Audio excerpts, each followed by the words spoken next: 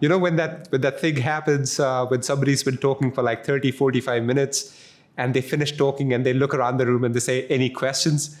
My hand shoots up in the air. And sometimes it is because I have a genuine question or I need to clarify. But sometimes it's also because I need to reassure the person that, look, we've been listening to you. It's just that what you've said, it's going to take some time for us to process and then ask you the right questions. So no, I believe I'm fairly comfortable in raising my hand and asking questions. But it has come with time. It has come with time. It has come with being comfortable in my own skin and knowing that when I'm asking a question, it is with a genuine need to connect and really get an answer or really get some solution to help me move forward.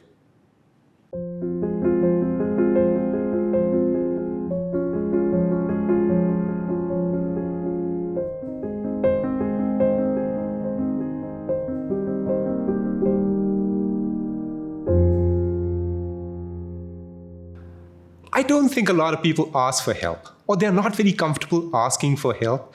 I think part of that is there is a degree of stigma attached to asking for help. It's almost like you do not know enough, or you're not good enough that you can do it by yourself and that you are raising your hand and you're asking for help. Cognitively, people get it. A lot of people, if you were to go out and ask, they'll say, yes, it's perfectly all right to raise your hand and ask for help. I think the gap that we are seeing is where people actually are doing it, where they feel that, yes, if I were to do it, there's nothing wrong. It's below the surface that we need to really address. When I was younger, I thought the more I suppress what I feel or the emotions that I go through, I thought that was being brave. Over time, I have realized that the bravery is in the ability to express those emotions, to express those feelings, and to move ahead.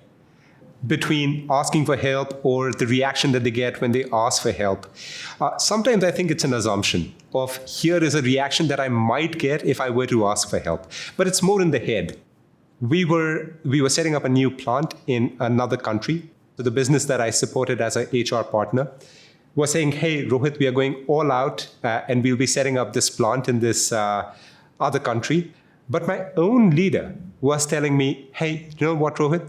We're not going ahead with this. And so I was getting these conflicting messages. And as a result, I found myself just sort of waiting on the sidelines. And then bang, one day, we get the news that we are going ahead with setting up the plant in this new country. But I was behind the game now. And so ultimately, I had to quickly sort of pull the resources together and start to figure out as to what we need to do. Those were times which are really hard. I look back and I think I was so frustrated because of the conflicting messages that I had, but also for my own sort of situation where I thought maybe I could have done things differently.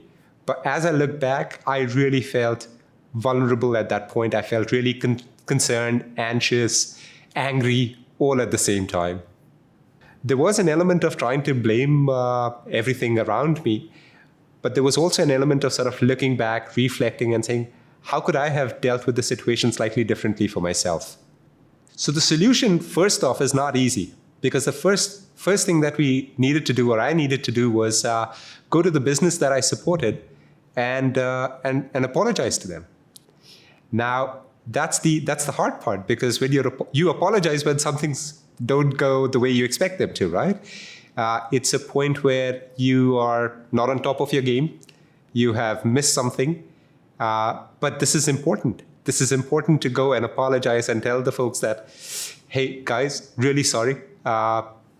We are a couple of months behind, but we have a plan. We need to figure things out and start moving ahead. Now, that's the important bit, is that it's not just about apology. It's not just saying sorry and wallowing in what has happened, but it's about apologizing and then saying, all right, how do we move ahead? How do we decide on the next steps? And that admission is important to let the other people know that you're honest. And this is important, that trust needs to be reestablished to start moving together. So the first thing for me is apologize, get on the same page, start moving in the right direction. At the same time, while you're doing this, realize that you're in a state of mind which is all of the things that I've talked about emotionally.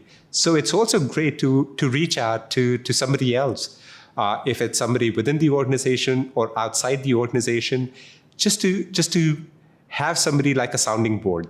the impact of having that conversation was really positive. The thing is, when you're in a troubled state, there are all these things. They're all corrosive emotions. So whether it's anxiety, whether it's concern, anger, it will prevent you from doing your best. What EMC did for me was it helped me take a moment to reflect when I'm in these difficult situations. Look at what is it that I'm truly experiencing? What are the emotions that are going through me? And then be able to label those emotions. And then say, all right, so as I'm experiencing this, as these are the emotions that I'm going through, what are the symptoms? What is it that I need to course correct? So in the absence of having that conversation, it would have been a situation where I would have probably still done the work, but probably would have been held back by some of my own feelings at that point. So having this conversation really helped. In terms of leaders or individuals asking for help, I think that's the stepping stone for any leader to build a degree of trust with his people. It's only when leaders admit that they do not know something or they've made a mistake, actually they are creating or fostering an environment where others in their team will be comfortable in raising their hand, asking for help, or being comfortable in admitting that they have made a mistake. This is critical. We need to not only tell ourselves, but we need to be telling our children the same thing as well. It's my favorite question when my kid comes back home from school, is to ask him that, hey, who did you help? And who did you ask for help? It is important to ask for help. And more often than not, when you ask for help, people will reach out and help you.